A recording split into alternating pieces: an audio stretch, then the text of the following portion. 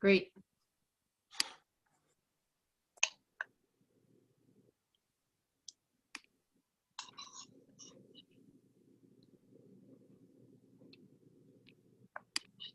All right, folks, here's our third budget workshop.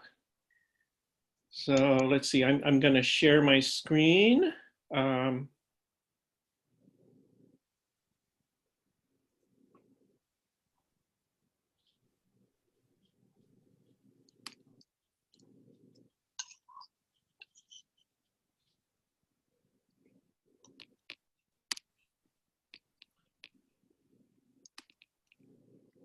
Working at it here.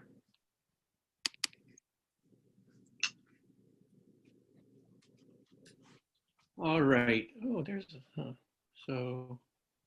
Oh.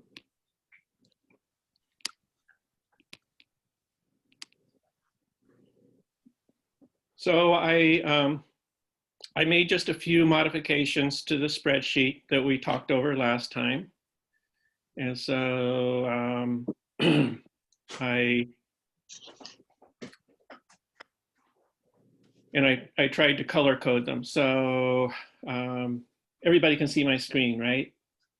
Yep. And Irene's going to ask you to get rid of the right-hand column, I know. Okay. I'll wait and see if she does.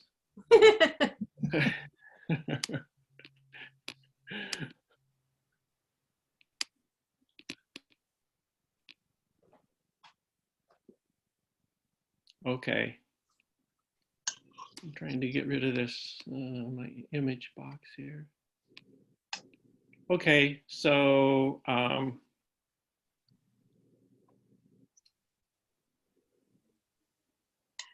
we received the rightmost column it shows the request we received from the justices for those budget lines. I put in the numbers they asked for the equipment and the two contractual lines. So those are increases of some amount. And yeah, they had requested wage rates for both the justice line and the court clerk line. I had previously budgeted the clerk line at 20.02 per hour. And so I don't know if we want to, I mean, I have some data worked up, but I know that we did not get the data that we requested. So my question to the board is whether we want to look at what I have, or if we want to just put this discussion off based on the fact that we didn't get any get the data that we needed. But I do have a modification of the spreadsheet I showed you last time that that is a comparative wage. I think I should show that before we go forward, and then it'll only take a second. So I just saw a new thing here I can do. Oh, that didn't work. So I want to clarify, Mark, that that at least in terms of the clerk stuff, I had reported on that too last time. I had comparative rates for court clerk positions. And at least from my standpoint, the report that I have asked for and not received is the summary report of the cases started for the full year of 2019 and the year to date of 2020. Right. You know, so that's which is more about the judges than it is about the court clerk. So just to clarify, although you know it may have some bearing on the court clerk as well, but the court clerks here and in all the other towns except for one, I forget which one offhand, were on, I think it was Ulysses, is on salary. but all the others were on an hourly rate, and I had a comparison of that. So I, is my screen showing again? Yes. Okay. So yeah, so these are the court clerk rates that I worked up. And for Ulysses, I used the 50 hours per week that Irene learned from the court clerk, just because that made sense to me. But and anyway, what you can see is this is the current rate for the Caroline Court that has kept pace with, you know, annual cost of living increase. And so it's 1907 after Kirsten's 5% bump is removed. Her rate was 2002 an hour. So, and here I have the average for Enfield, Danby, and Newfield, and then the average for all of the towns without Caroline. So, Yeah, as I did last week, I disagree with estimating the Ulysses salary at 50 hours a week. It's a, you know, that ends up being the amount of hours she works, but it's considered a full-time 40-hour-a-week salaried position. And I think that that's how we should calculate it. But nonetheless, it still, you know, shows our clerk within the ballpark of what other clerks are being paid. So it doesn't have a material change on the outcome, but I just, for the sake of accuracy, I don't think it's appropriate to estimate it at 50 hours a week. I'll just say I'll respectfully disagree with that and say that I think it's more accurate to base it on what the actual hours worked are, since that's what our court clerk is being paid by. So, but I agree with you that it doesn't really change the overall analysis. So, so that's what I have for that. For the justice position, this is very much like what I showed you last time. I, gathered population. This is caseload for Caroline, Enfield, and Danby. I estimated caseload based on relative population size and relative to the caseload in Newfield. So that's purely an estimate, but I think it's probably it's reasonable to think that it's approximates what the caseload is. And so then if you look at, I should have, anyway, so I'll go over here if you can keep track of which is which. And then I did the dollars per person per population served as I did last time, or if you do it based on relative to the caseload. What this says is that the Caroline justices are very reasonably paid based on the workload. So, Mark, can you read off these estimated numbers? Sorry, which towns are they for? I'm looking at my spreadsheet and I just want to see. I have Caroline, Enfield, and Danby, and my estimates came out to 310 for Caroline, 322 for Enfield, and 317 for Danby. And did you compare? I don't have any data for those three towns, but I did have data for, as you know, Dryden, Town of Ithaca, Lansing, Newfield, Ulysses, Groton. Yeah. I feel that's what those are. So and so did you, when you estimated based on population, how did you derive that? Did you reference the data that we did have? So for example, the number of cases in Newfield relative to population, the number of cases in Ulysses relative to population. So what was the correspondence and what multiplier did you use? So you can see I've highlighted. So I clicked on this cell, which is the caseload estimate for Danby. So it's based on the the population sizes of Danby and Newfield, and I can click on the cell. So it's the Danby population divided by the Newfield population times the Newfield caseload. And I did the same thing for each of the other two towns, Caroline and Enfield. And so your comparison is relative to Newfield. Correct. And so how does, what's the ratio relative to Ulysses or to Groton or, to these other towns? Well, I only did it, I did it for Newfield because, that's a more complicated analysis. I understand that. So, but I figured, yeah, that's just how I did it. So Yeah. I agree with you that, we need the data for Caroline to figure this out. So Yeah, let me just inform further this analysis. I suspect that it's not correct. I think it's inventive what you did, and given that we're operating with a lack of data from our court, we're doing the best we can. So I respect that. But here's some additional information just to know, is that the Office of Court Administration is the agency or group that division of government that oversees our local courts and their operations.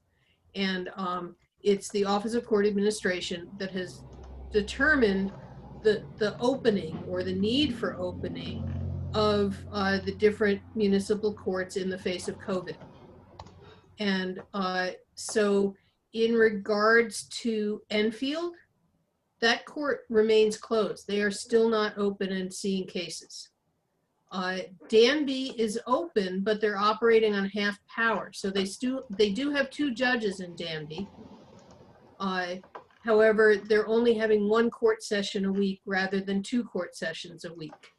Our court has been asked to hold 2 court sessions a week, which to me suggests at least that the Office of Court Administration felt that there was more need than there is in Enfield or Danby. So I'm not sure that our caseload is necessarily comparable. So, just as FYI and background, again, without the cooperation from our judges to get us the data, we're doing the best we can with a approximation, and I respect, Mark, that you tried to do an approximation. I'm just suggesting that it may not be as accurate as we'd like. I think that's important to recognize. Yeah, can you get rid of the formatting stuff? What's that? I said, can you please get rid of the formatting stuff so we can, there we go. Now we can see everything. Good. Yep. Yeah. But in the absence of data from the judges, I feel as though, much as, and I have been the one through my report to show that, and by the way, your Newfield salary is off. I confirmed. Oh, you did? Yeah, I confirmed today, and that the salary for the Newfield judge is $10,763. Thank And you. that was last year's, and it's level funded for this year. Okay. So 10,763.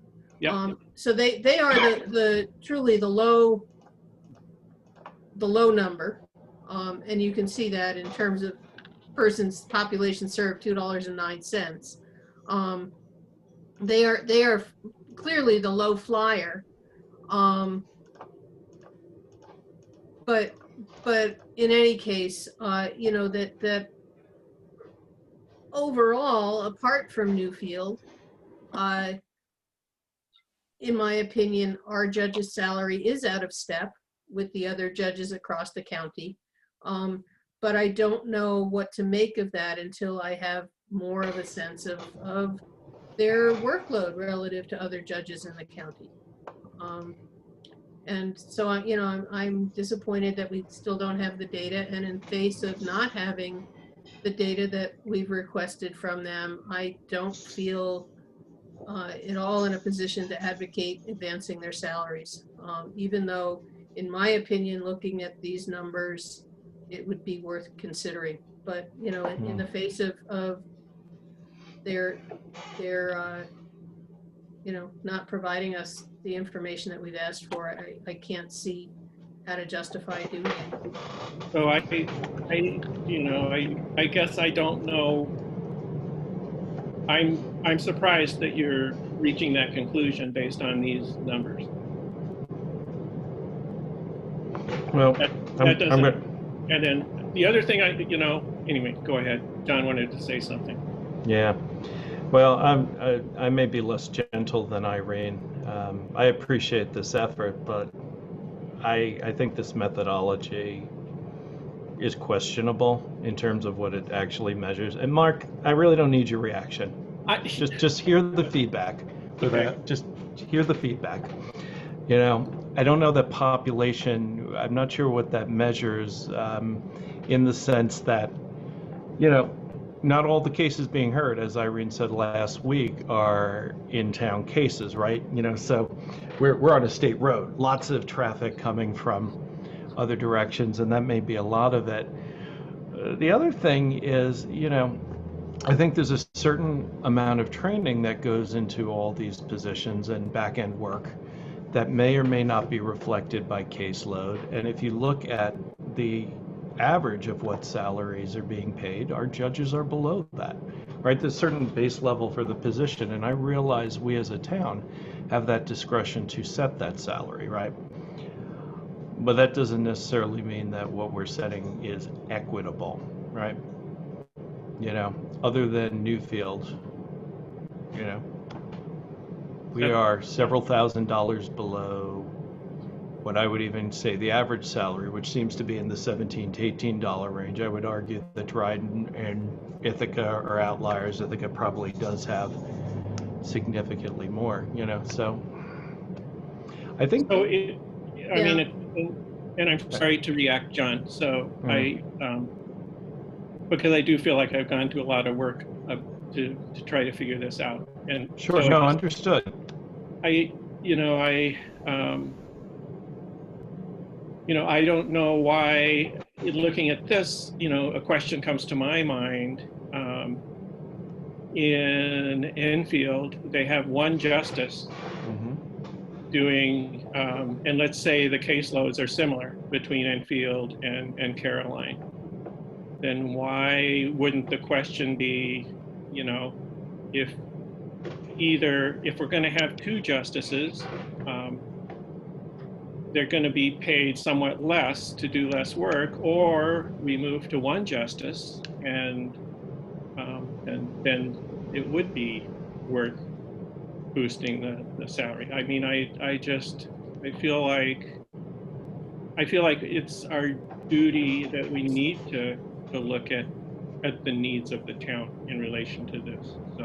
And I fully agree with that, Mark. Where I don't agree with your analysis is your assumption that the caseloads of Enfield and Caroline are comparable. I agree with that. You know, and in particular, because of the fact, you know, if you look at Enfield, Danby, and Caroline, the Office of Court Administration has ordered our court since COVID I heard that. come back to 2. I understand. Danby has come back to 1 a week, and Enfield is not seeing anybody. So, so that leads me to conclude that our caseload is higher than either Enfield or Danby. Right, but we don't know what the caseload is yet. So I'm totally in agreement with you. Assumptions make an ass out of you and me. So I get it. So I understand that assumptions need to be, you know, seriously considered, and I hear what you're saying about the courts being called back, so I get it. Yeah, but for me, bottom line, and I agree with John, as I expressed last week, that I thought that our judges' salaries were out of step with all but Newfield. And, you know, I did an average, excluding Caroline, and an average for the judges was basically 17,000. If I excluded the high and the low, in other words, if I excluded Newfield's low salary of 10,000 and Lansing, I think it was, had a high salary of 25. If I excluded those, then the average salary for the judges went up to 18,500. So in any way of looking at this, to my mind, the town of Caroline's judges' salaries seem to be out of step. However, in the face of their reticence to provide us the data that we have asked for last year and this year, I cannot justify making an increase. That, you know, if they were willing to comply, whether they like the method that we're using to evaluate or not, the fact that they have not been willing to help is, you know, for me, I don't feel that we have any need to help them until they help us in this evaluation, frankly. What I would disagree. propose is that we, you know, I agree with that wholeheartedly, and I've said this before when we go through these compensation discussions at budget time, but, you know, I think, you know, that, you know, Susan has asked, well, you know, because I told her that this year, I've said it publicly in several meetings that we want to hold wage rates flat this year because of the circumstances. And she said, well, then when are you going to deal with this? So then we would commit ourselves to evaluating this in a careful way so that by next fall, we make a decision one way or another about this. I think we did boost their wages 20% last year. Yep, we did. Without information. So I think we have been deferential and have been trying to, you know, evaluate this, you know, responsibly as town officials, as fiscal stewards. So that's how I feel. I can say that I received a communication from Susan today expressing dismay that we were evaluating them based on quantitative caseload information, and the judges umbrage to that because of the qualitative value, and I responded by pleading with her to please give us quantitative data so that we could use that plus their qualitative arguments as we receive, and did not receive response.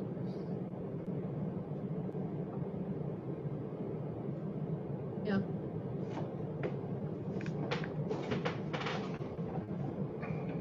So I guess, John, did you have a? Yeah, I mean, I think there are a couple of things going on here. Obviously, there is, you know, for lack of a better term, a protest because they believe the methodology that's being considered is flawed, right?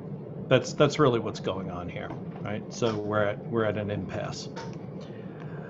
So I think there are two things that could help the situation. We can see, in my view, fairly clearly that they are not pay-wise at the level of most other justices in the county.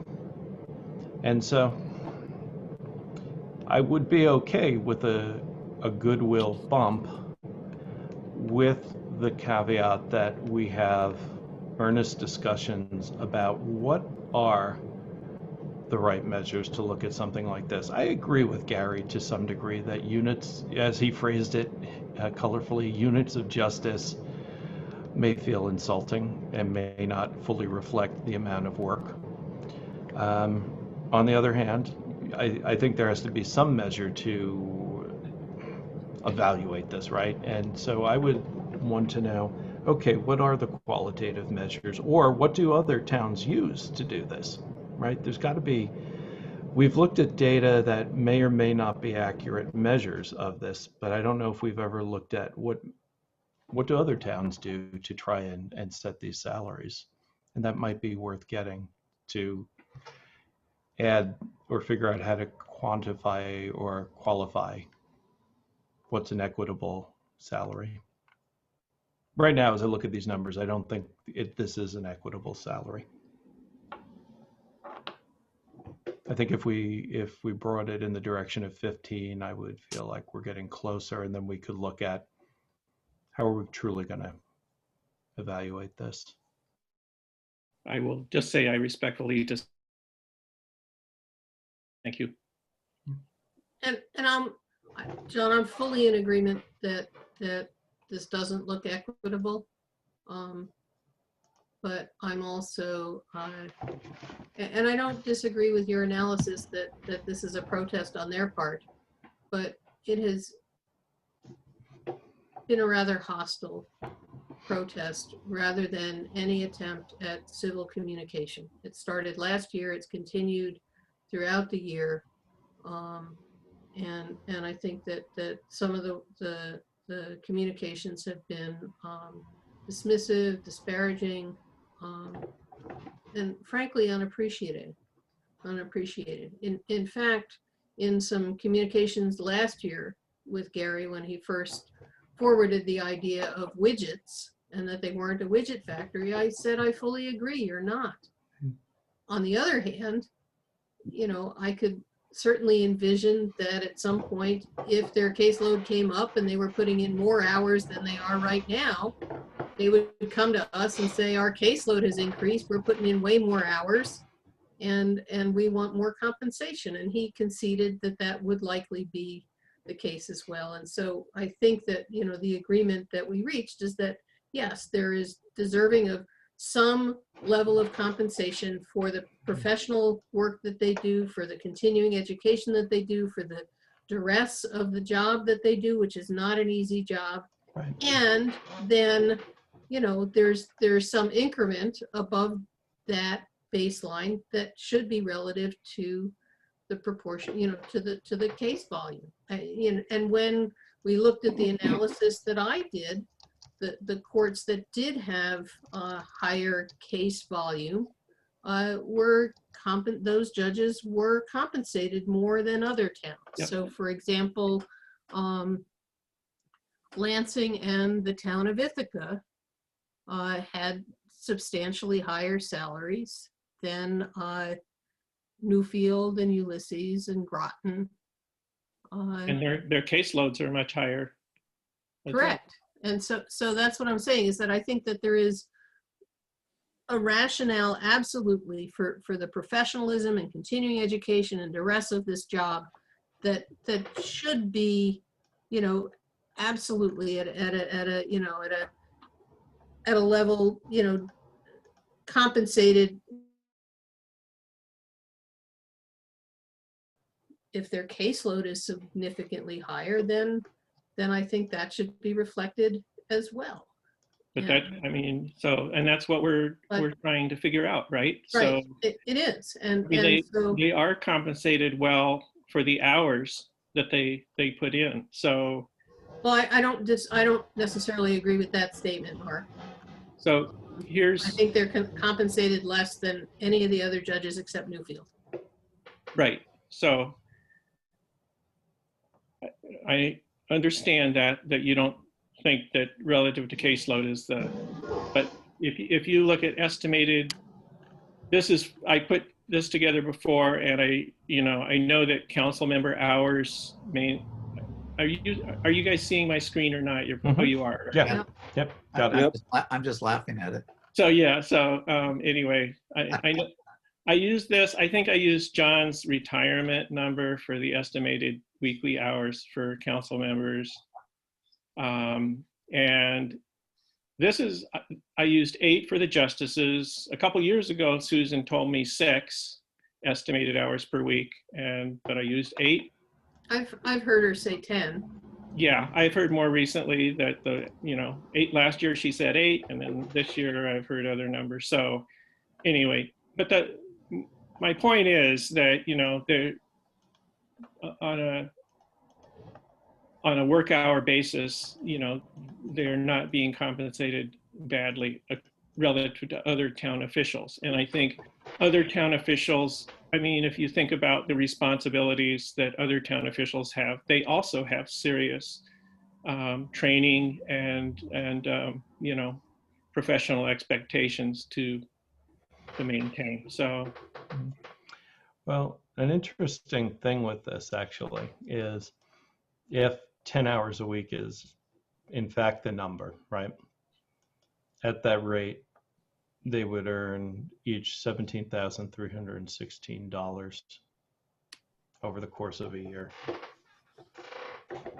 At what rate?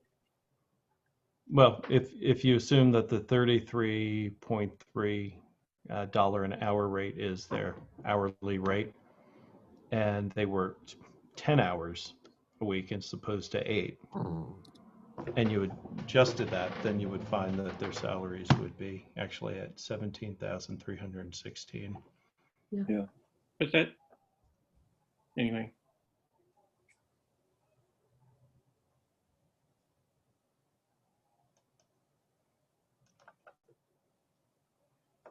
Yeah, and again, you know, it's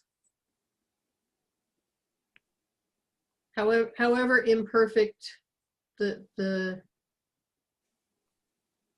you know, the estimate would be relative to caseload. It's a barometer that honestly, you know, they can both provide us the information and provide us information as to why they don't think it's valid. They already have, right? Well, they haven't ever provided us the information. They've just provided us the arguments as to why they don't think it's valid. Oh, And so I think we should move on at 6:07. I don't, so again,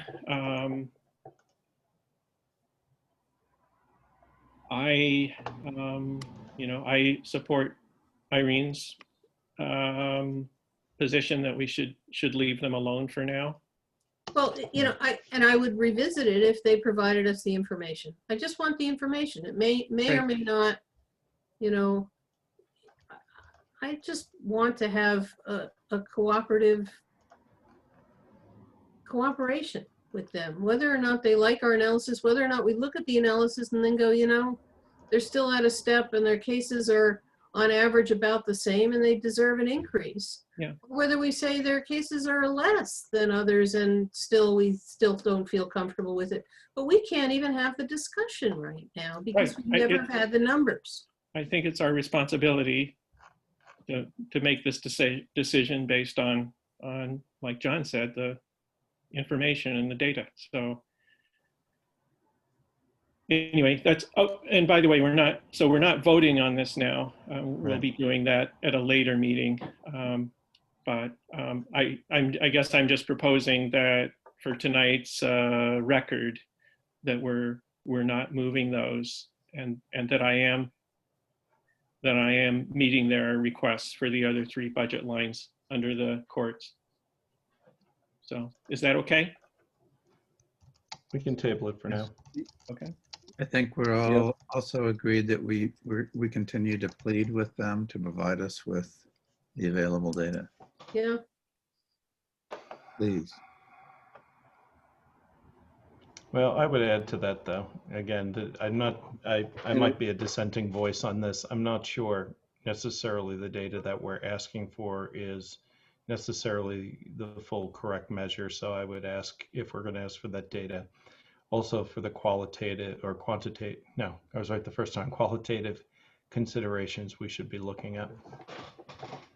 Absolutely, John. For me, honestly, one of the qualitative things I'm looking at right now is the working relationship with the board. I don't, you know, they're preempting our ability to do what we think is due diligence. Mhm.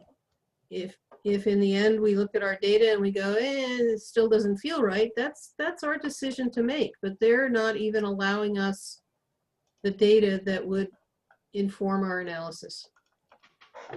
Agreed. Okay. The I'd like data to- should be more than 1 year too. Well, it is. It's 2019 full year and 2020 year to date. That's what I meant like 5-year Hmm. Well- average or something. Well, that's fine.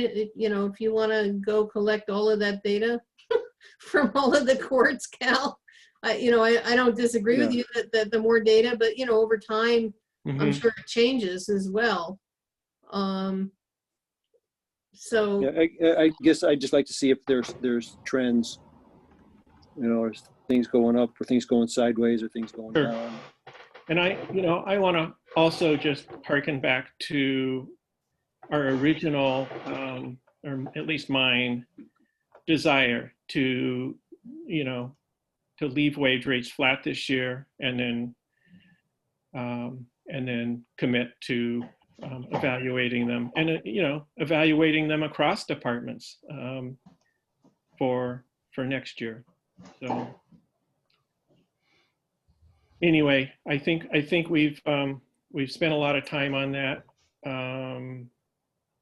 I've scrolled down to the, this is last time, so I'm proposing to move the cleaning line up to 3,500 and maintenance.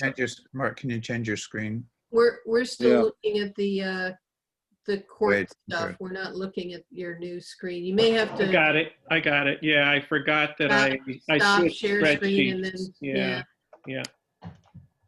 there we go. Forgive me, but I'm getting about half of what everybody says. The audio connection is terrible up here tonight, which is why I usually go down to the town hall. So sorry. No, Come on Cal, down, Cal. I can assure you only half of what we're saying is worth listening to anyhow. No. No, she's absolutely right. Okay.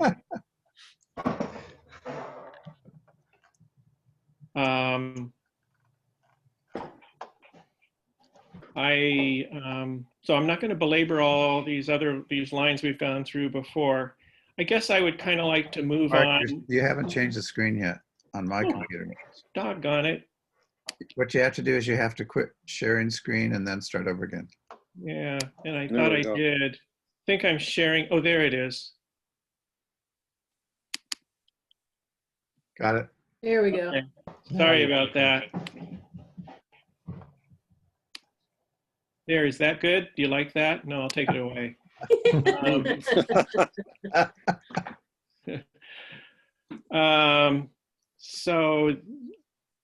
I would actually, so anyway, I guess maybe the important thing, yeah. So last time there were a lot of thoughts about expenses for planning efforts in the next year. And I actually haven't gotten any more information about that, even though I've emailed and called about it. I called Joan at the county. But we have about 50,000 available between legal, Gesundheit, somebody, legal, planning, and community services. There's about 50,000.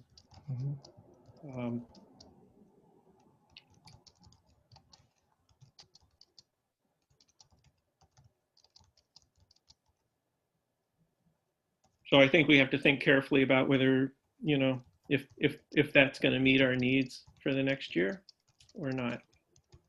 I think we know that we're going to be probably planning for changes in development guidance in the town. So that's going to take some resources. We want to get the road use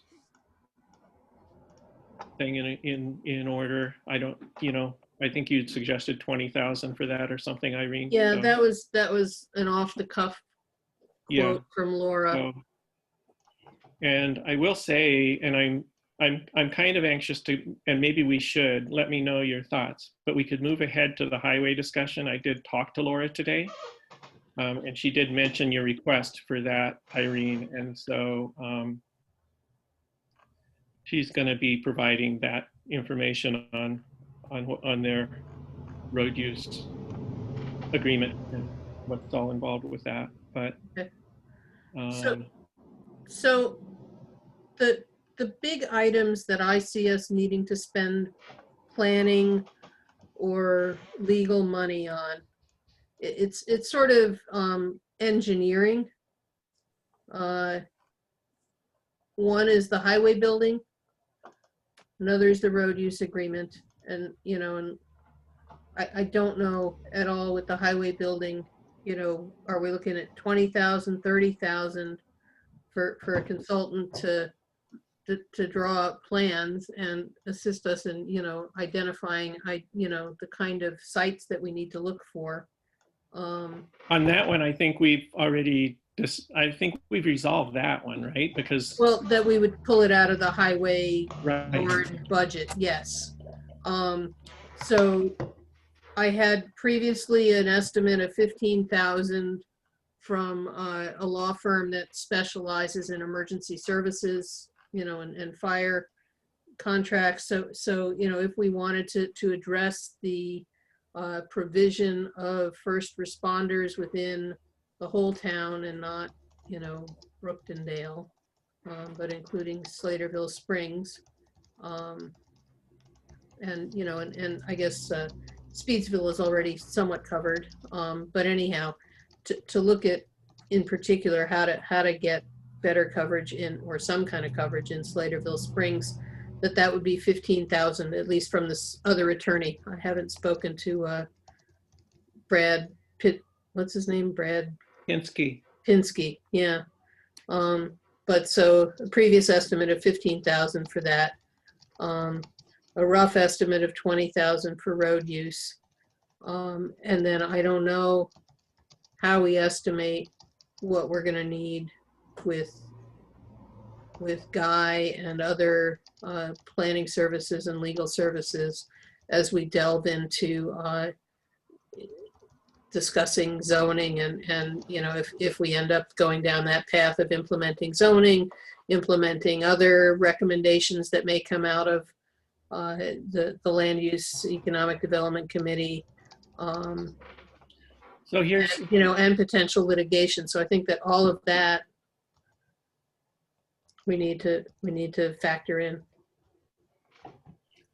I wonder if we can simplify this in that I think we should sort of circle our highest priority things, see how much of that, you know, just, I guess, develop a number based on our highest priority items. And I think we've alluded to them, and I think we're close to that number with what we've set aside. But recognizing that if we need additional funds, we can take that from fund balance.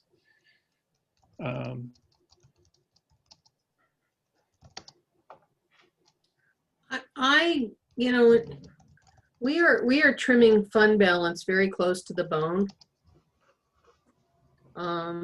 Well, we're at 20% for the A fund based on my projection for next year. Right, which is the minimum that's recommended, or the recommended level. Maximum. But 15% was the minimum. 15 to 20%, right? Okay, but that's recommended. My understanding is the controller's office recommends that to cover the expenses of the first few months until tax dollars are reimbursed to the town. And so it doesn't really give us additional money to spend as needs arise. Although I guess it gets paid back by the taxes. It's paid back by the taxes, and I mean, I think that's, anyway.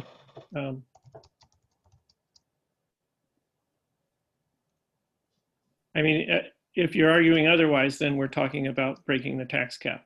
So, and I'm, you know, dedicated to not doing that is if we can figure out a way. So, Well, we're at 0% increase right now. So we're nowhere close to breaking the tax cap. oh yes, we are. We're at the tax cap. I thought you said that we're at 0% increase. The wage lines are at 0%. So let's see. I bet I need to go back to my other page. So so we are right now, the levy increase in this budget is 33,500. This is the tentative budget, none of the changes we've made. So 33,589 increase, and that's $280 below the tax levy limit. So I'm sorry if that was misunderstood. It's basically you know, 0%. It's at the tax cap. It's Got it. I thought that was the level of increase. no. So I misunderstood. Yeah. Got it. Okay. So what is our rate increase for the year? The tax rate increase. Yeah.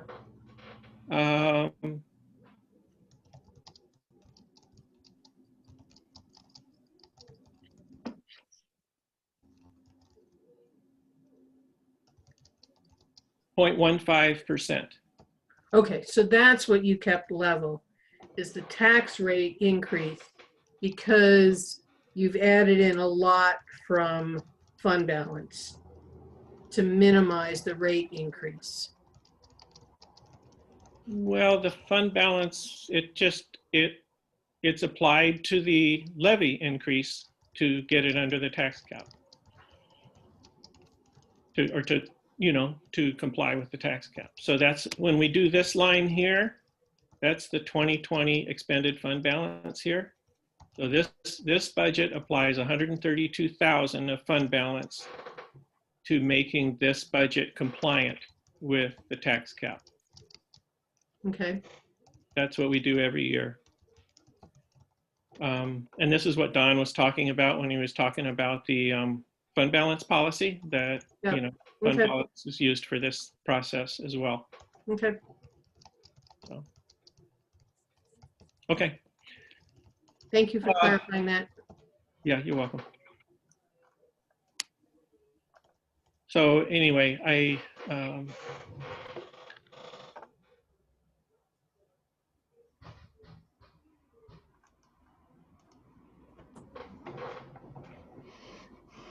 yeah, so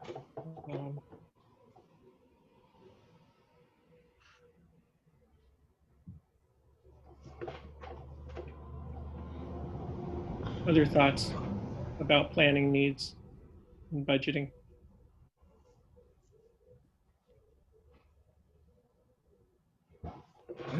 I realize that this is all based on, it's really conjecture, but we have a fairly good idea of where we're likely to go. And I guess I'm semi-comfortable with staying within the 50K range, assuming that we might have fund balance leeway if we needed it. Not knowing, it might even be that we're not going to be able to tackle all the stuff at the same time even. And I do think that, as I mentioned last week, I'm pretty confident that at least proposed changes that are likely to come from the task force for site plan design, that'll come out of this year's budget. And we already have the funds for it. So that'll help a little bit. A little bit, yeah. But I think Irene's numbers are probably pretty in the ballpark. But it'll be interesting to see if we can possibly do all of that stuff in 1 year or not. My hunch is that we'll parse it down a little bit. It's based on person power.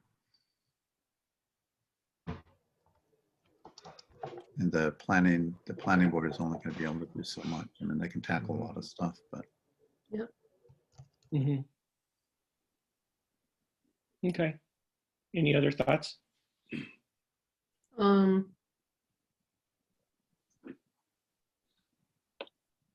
no, just to note that between the legal services for emergency service planning at 15, legal services for road use, or sorry, well, actually, I don't even know. Is this just for the engineering? Is it both the engineering and the legal services for road use agreements at 20? We're looking at potentially 35 into,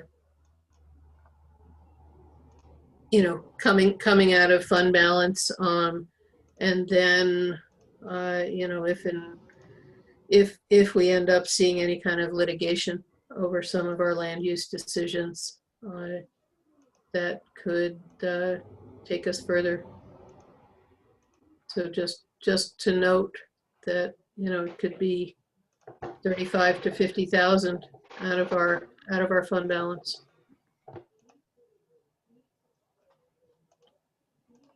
Mhm. Yep. Yeah. We should be cautious with our land use decisions. Yep, we should. Yeah, yeah, exactly. Cal, I don't imagine, it's my own opinion, but, okay. The challenge is, no matter how cautious we are, somebody may still try to litigate, and we Yes. have no control over that.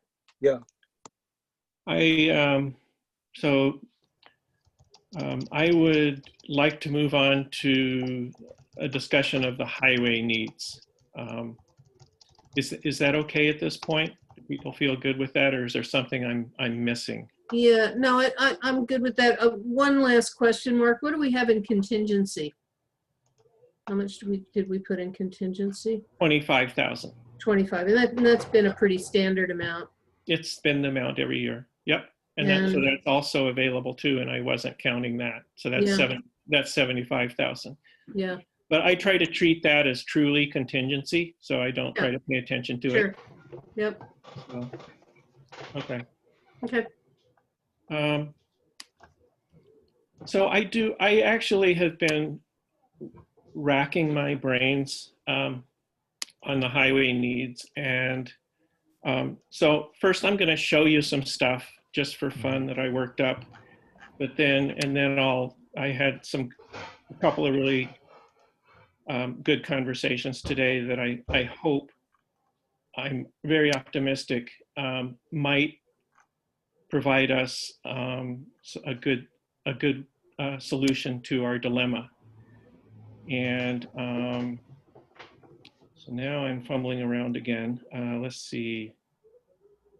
Our dilemma being? We have we have a lot of old equipment in the highway department that is in need of replacement.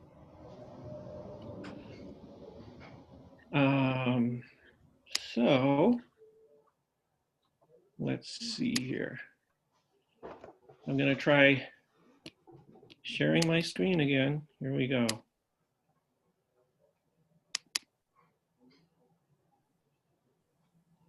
Okay, no format bar in the way.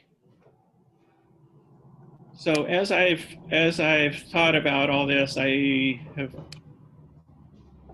tried to pull more data together for us to think about it. So these are the data I have. They're not complete for the DA 30.2 line for our different municipalities.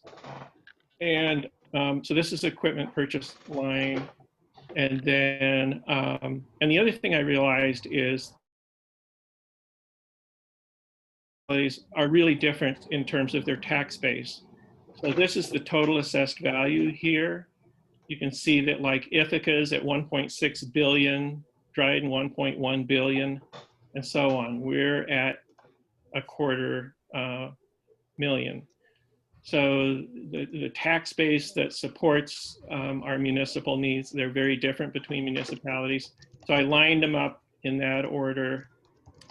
And then I got, these are the data I have at this point. So, and you can see that, and this is the average expenditure on highway equipment per year for different municipalities. This number over here on the far right for Caroline is the 2014 to 2018 average. The reason I did that is because, you know, I consider this number and this number from 19 and 20 budgets. Those are the initiation of the start of addressing our antiquated equipment situation here.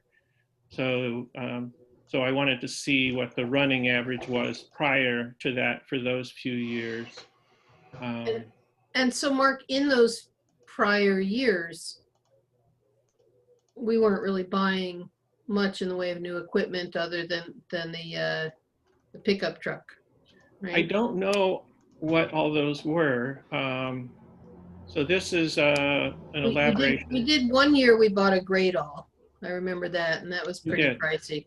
Right. So I remember that. we've spent $1 million on highway equipment since I became supervisor, since 2016.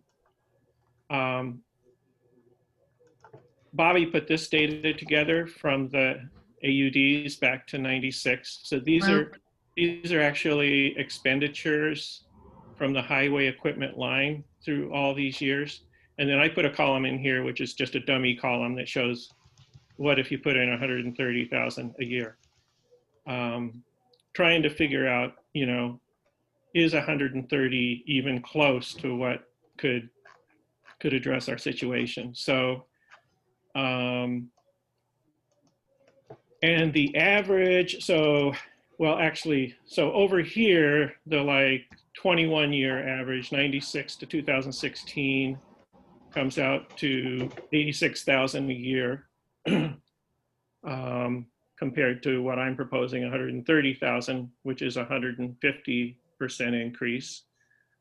Over here, Bobby had reported for 2012 to 2020, and that's 9 years.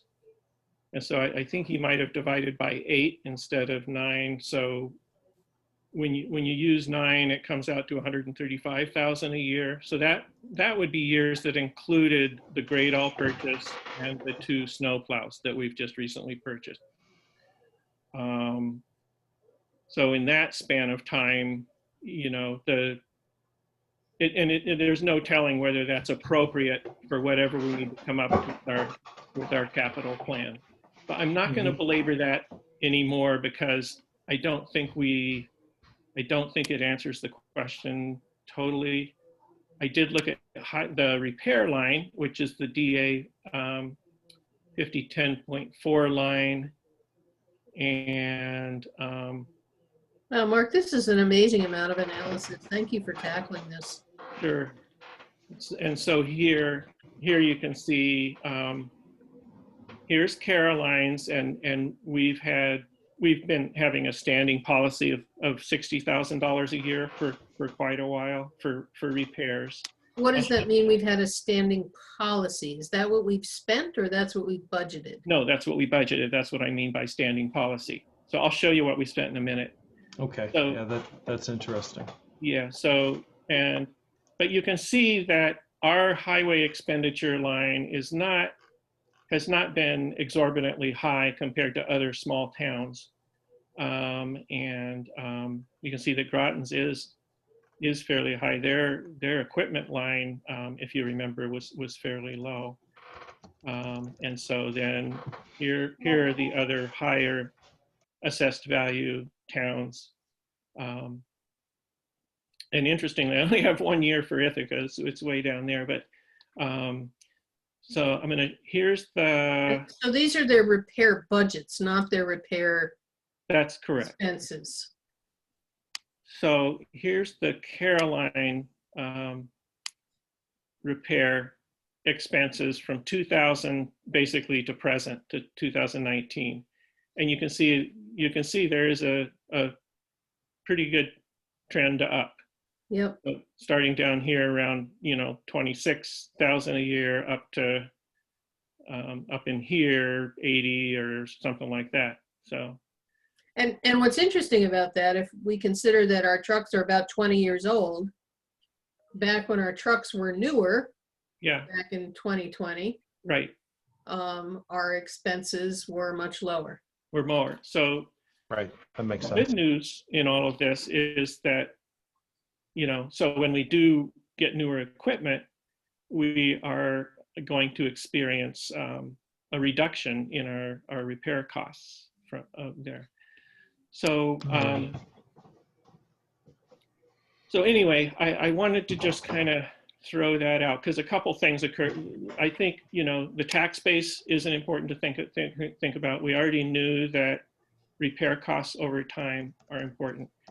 So I want to follow that up just with a verbal report. I called Joel Gagnon today because when I looked at Danby's line, wait a minute. So that must be budgeted. Oh, that's repair. When I looked at Danby's line, something is very weird. Those are not blanks that I didn't fill in. Those are the numbers I got off their budgets. 0, 0, 1,500 and 0. So they're doing something really odd, or their budget sheets are screwed up or something. So anyway, I talked to Joel and he said that they actually, they do, for the snowplows, they do what's called a lease purchase agreement. So he said that that's been working well. They actually, so they do that, and for their most expensive piece of equipment, or their highest priority, it's not their most expensive, but their highest priority piece of equipment is their loader. And for that, they get a new one every single year. And so so he gave me, I called Laura up right after this conversation, and it was awesome conversation. So I really want to circle back to Bobby on this and talk to him about it. And Laura said she'd be willing to meet next week. But for the loader, what they do, it's called the loader program. And so they buy a loader, and then in a year they give it back and they get a new loader, and they pay the difference in the manufacturing costs of the two loaders. So what it means is that they never have maintenance or expensive, huge tires to replace. They always have a new loader. It's their bread and butter piece of equipment. And they pay a very nominal fee. So she spat out a couple numbers like 3,500, 5,500 for a year, maybe 10,000. So, and so they just do this on an annual basis. But for the snowplows, what they do is they do this. They buy the accessories for the snowplows. So they buy all that equipment, and then they do this lease purchase program. It's a 5-year program for the snowplow trucks. And so they do that, and during that 5-year period, the trucks are under warranty. At the end of the 5-year period, you own the truck, so you can keep it if you want, but they sell it. They sell the truck. That covers the cost of interest that they pay for the lease purchase program. And it means their rotation cycle for trucks is even shorter than what Bobby is asking for. So they have really good equipment. And she said this has saved them enormous amounts of money so that they could devote it to other items in the town. So Laura we made a plan to meet next week to talk about this. I want to circle back to Bob, of course, and hope to bring him into that conversation as well. It's really exciting. And then following on that, I had sent an email to the Ulysses supervisor, Nancy Zahler, and she replied back immediately. They had fairly high equipment cost numbers that concerned me. And it was over a number of years. But anyway, she replied to that. And it was basically a consequence of 3 different highway superintendents that kind of did different things in a close time sequence, so that it increased their costs. But she also copied the current superintendent, and he is working on some ideas, much like I just summarized, that Danby is doing, some short rotations and by a leasing program. So and a number of years ago at an AOT meeting, I met the Big Flats supervisor just standing in a line to talk to someone, and he had mentioned this as well. He said, we lease all our trucks. So I am cautiously, or even kind of, I'm kind of excited about this as a way that, because Laura said we purchase 2 or 3 trucks at a time.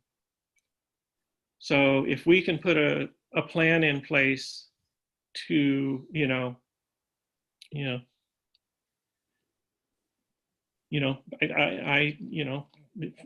I'd like to meet with Laura next week, and then see if we can develop a plan that would support Bobby's, desire to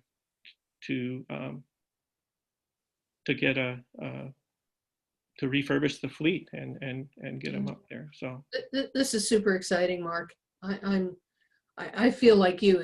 I'm beyond cautiously optimistic, although I probably should try and maintain cautious that's how I optimism. feel too. But it sounds very promising and encouraging, and I'm really, really appreciative of the effort that you've put in to sort through and chew through these numbers. I also, by the way, I'm intrigued at this, the taxable assessed value of the towns as a different kind of metric to population for looking at the judges as well. Sure. So it's an interesting other kind of metric to consider.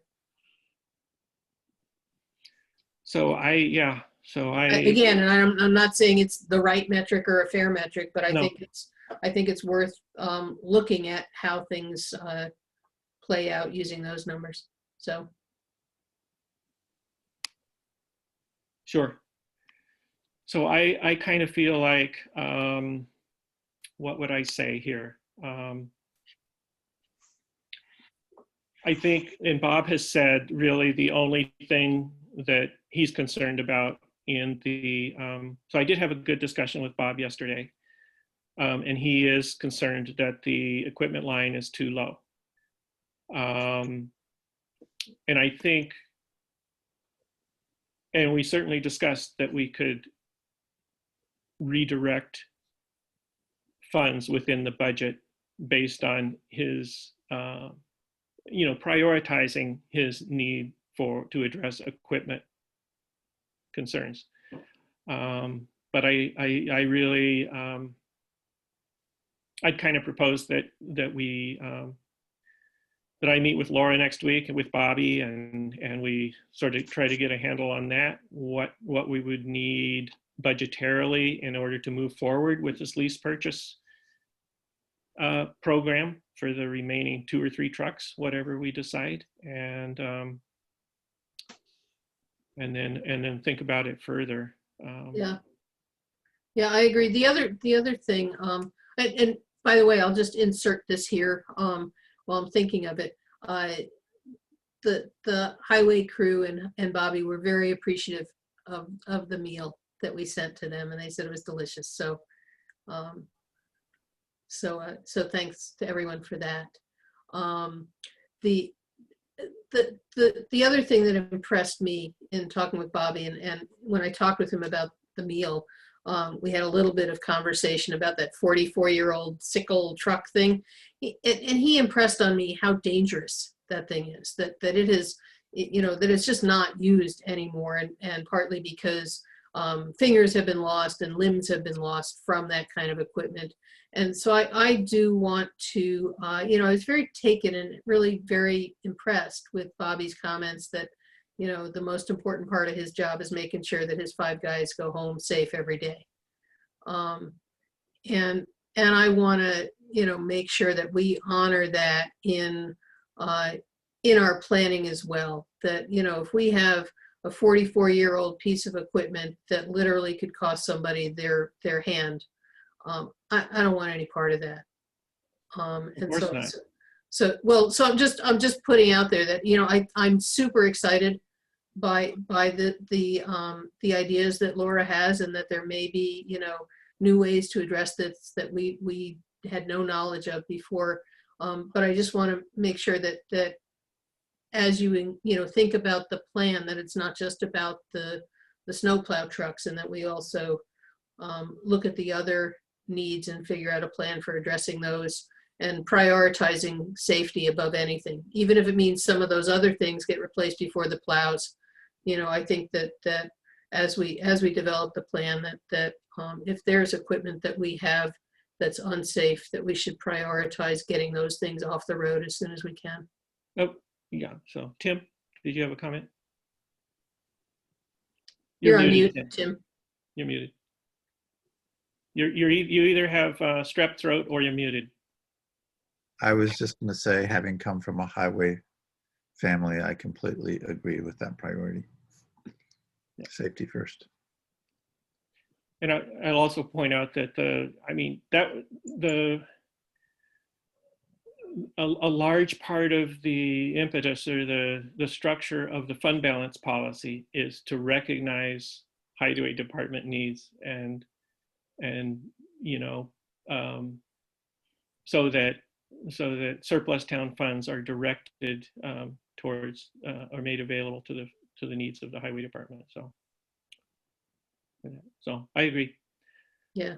So but, even if we're spending 3 more years of exorbitant repairs on a plow truck in order to put a safer sickle, whatever the new version of the sickle is, sure. I want to see Yeah. the priority of which Yeah. vehicles get replaced to be a safety component. So I can ask Bob about it more specifically, but I'm presuming if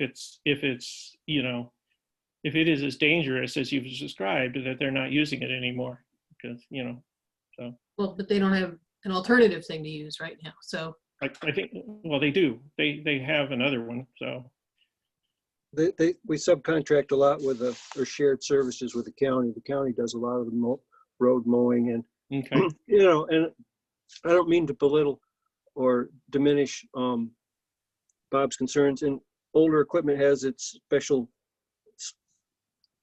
has precautions, but I've never seen a machine get up and go over and cut somebody's arm off. You have to, I mean, the newer equipment has come with, but a brand new roadside mower can take an arm off pretty fast too. Mm-hmm. I mean, safety starts with the operator. yeah, absolutely. Not with the equipment. Yeah. At least that's my opinion. Yeah. Good point, Cal. And, I mean, yes, old equipment is prone to break down, and then people get frustrated, but it still goes back to the operator. And I don't mean that I'm advocating, to run old junk equipment, but I just, whatever. Yeah, and I don't remember which piece it was that he talked about that they have to run with the windows open because there's, exhaust fumes. I mean, that's just crazy. Yeah, it's not safe. But All right. you can put a new muffler on it that's got a higher. Yep. Well, whatever. Exactly. So Mark, So- is your approach then going to be to have these meetings next week and then see where this 130 figure falls out in relationship to that? Is that what you're gonna do? Yeah, I mean, my thought is to talk with Laura and figure out, what would be required financially to move forward with that, and talk to Bob about it as well, and then either the 130 works or doesn't. So I mean, I will say, yeah, and maybe I can do some iterations or something to see how that looks. But my original estimate was that if we budgeted 130, he could expect to see at least 30,000 from fund balance added to that a year. So that's 160, and so then you have to map that on to what the equipment needs are, and so that's where the conversation with Laura will help to know what we need to get a grip on this. Yeah. The other thing I would suggest, whatever number we settle on, is that we shouldn't settle on a number that stays the same number year upon year. I think that, one of the lessons is that costs go up incrementally year to year, and that we should be planning for that year to year. So, if it's 130 this year, it should be 145 the year after, or whatever. We I should agree. plan on a 10% increase, or, whatever it is. We should think about the increment in addition I to the agree with that. baseline. I would propose a more hands-on approach, and I've talked to Bob about this. I think I've talked to you guys about it too. I know we have. So and that would be So obviously tracking equipment costs over time will be important, but the other thing is developing a process in the town hall where we track each month as we pay the bills what the expenses are for each piece of equipment, and so we can see what's going on over time and then react accordingly, and that'll help with our budgeting number as well. So Great idea. Yep, it sounds all good, and I'm really, really appreciative, Mark, that you are tackling this. This is a big piece, and it's needed to be done for a long time. So thank you. sure, you're welcome, and we're all in this together, and I'm really happy I called Joel and Laura today. And Yeah, yep. So- I only, for your sake, wish that you had talked to them a month ago. Yeah, I just know. because it's the unfortunate time crunch of the budget stuff, and but this is worth chewing on and figuring out. And it is, and we're and still you in know good what? shape. If we put a placeholder in this year because it takes more time to figure out, Yep. and we have to roll the figuring out in detail into next year, I'm good with that too. But Yeah. this sounds like a very promising direction, and I'm super appreciative and encouraged. Great. So I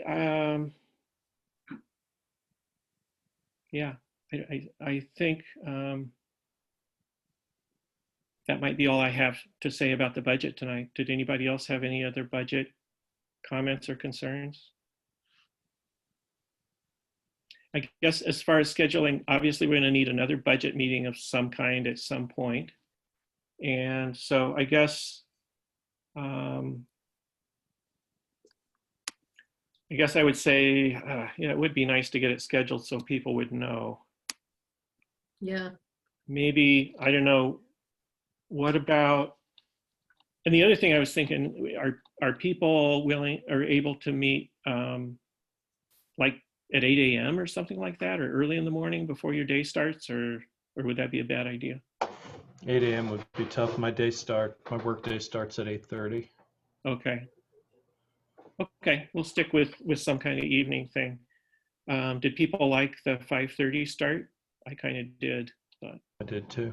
Yeah. Yeah, Yeah. it's okay. fine. Okay. I think there's some days where that may not work. Okay, so Um, I am but- looking now at I'm thinking what could be on that night that I'm not thinking of. The 29th of October. 29th looks very good to me. Is that going to give you enough time? When are you meeting with Laura and Bobby? Well, so I called Laura today. She's on vacation, so she'll be back next week, and then we promised to meet. So I'm saying Thursday night because that gives me most of the night, most of the week, and then we don't have to meet on Friday. But if you wanted to meet on Friday, we could do that too. No, I was thinking allow next week for your meeting with Laura and for you to then Oh, okay. do some more work, Yeah. and then we come back in November. You know, the first week in November sometime. Mhm. We do already have an agenda meeting on Tuesday, the 3rd. No, we don't. Oh, no, it's It's gotten like- moved to Wednesday, the 4th. That's right. So we can meet on the budget on the 3rd. What do you say, guys? Not No. a chance. It's a joke. Yeah. Ha ha ha ha ha ha. We could meet, so, okay, I think it's a good idea, Irene, because it takes less stress. I mean, it Yeah. kind of relieves some stress. So, How about Thursday of that week? yeah, That would well, work. I'm it free, would work for me. open Yep. for me. 5:30? Good. Okay. No, 5:30 good. doesn't work for me. I've got a committee meeting that goes till 6:15. Okay. So I could do, honestly, you know, it'd be nice after the committee meeting to get a little bite of dinner. So 7 o'clock. o'clock, I would prefer 7. I can still make that work. Okay. Yeah, I'm Yep. good. Cal, you okay? Yep. 7 o'clock on the 5th of November? Yep. Okay, that'll be Okay. our next meeting. Just All as right. long as we leave enough time later to have bonfires and burn people in effigy. So, and I guess, so, yeah, hopefully, Speaking of schedules, I might mention that the planning board isn't going to meet again now until the 28th. Okay. And I don't know if they're going to finalize the comp plan that night or not. So just to put this on everybody's radar, this is going to push it up a little bit farther. So I don't know if we'll have it by the 11th, which would be Okay, board meeting or not. yeah, well, we'll do what we can. Yep. Right. Yep, I'm trying to hurry them along. I also think though that the task force is likely to have something for us by that time. Wow, Mhm. It's okay. great. And I do want to check in. Don had emailed at some point asking for direction about, do we want to put together you know, he's reviewed the solar siting law of Lansing, reviewed comments from the Energy Independent Caroline committee members and some other folks that he talked to. mhm. And so do we want to, or I should say, when do we want to consider actually formally reviewing and potentially enacting a local law on solar siting? I think we need to talk to Bill Podolka, because I think he's planning to take that up in November. Is there an alternative to having the planning board actually do that, Mark? Well, there's certainly- I think that there is. In my opinion, the solar siting law that has been passed in Lansing has now been reviewed by Energy Independent Caroline. You know, it's the same attorney in Lansing as here. It's the planner who we originally were going to be hiring to develop the solar siting law for here. You know, I still think that, you know, having more eyeballs on it than Don and Energy Independent Caroline would be a nice thing. But I also tend to think that it's probably in very good shape, especially given that Don and others have reviewed it. So when I discussed this with Bill recently, he said he did express a firm intention of working on it. He also, I think, recognized what you just said, Irene, that he thinks it's probably in pretty good shape. And I think he thought that they would, you know, be ready to move it forward, you know, in December. So I don't think. What does that mean, move it what does Pass it it on to move it? us. What does that mean that they would be ready to move it forward in December? Does that mean that they want the town to plan on holding public hearings and enacting the law in December? Or, It Is could it- be. well, I think we kind of need to know and figure out what we're doing with that. And whether or not they would anticipate holding their own public hearings and then having us do it again, as is happening with the comp plan. So I don't think Might they not be would. necessary. I wouldn't I mean, think so. I wouldn't have expected that for enacting a local law, it'd be the town board that would hold the Right. public hearing. Right, Right. right. So I don't think they, that would be, that for them to hold a public hearing for the comprehensive plan was unique to the comprehensive plan. Right, right. process. So, Okay. so I certainly can follow up with Bill and get, I agree with you that I think it would be good to have the planning board take a look at it. I think it has had a lot of work on it already. So I guess since we're talking about, I just bring up one more thing quickly. We heard from Casey at our last meeting about the streetlights. So now, and I think I sent you an email with the 90% design plan in it. So so now NYPA is waiting for us to authorize moving ahead to the 100% design plan. And so my question is, are we ready to do that?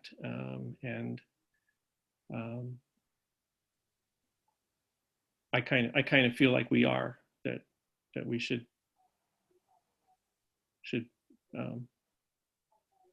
sign that form and get the process moving.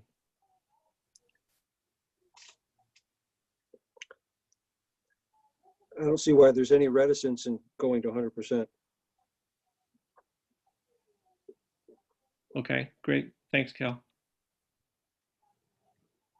I mean, you just sound like, kind of, well, should we? Yeah, let's get it. Let's get it done. Yeah, Yeah, I mean, I think so too. They've applied engineering standards to each of the 79 lights, and they're ready to go. And I Yep. think we're gonna do it. So if people are agreed, I will let Mark and Casey know. Yeah, let's finish it. Fine. Okay, thank you. Great. Okay, so do you guys want to go like eat dinner and have a beer or something? Are we done for the night? I think we are. Yeah, Yeah. we I'll are. make that motion. Mhm. Second. Was that a motion to adjourn? Yes, Oh, I thought it was a motion for a beer. Okay, both. It could be synonymous. Yeah. yeah. Yes, All it- all in favor of no both of those could things. to it. Right. Hardy eye. Aye. Yeah. Okay, Aye. all right. All right. Thanks, Thanks, everybody. everyone. Good night, This- everybody. Yeah. Thanks. Good work Yeah. tonight. Thanks. Yeah, take care.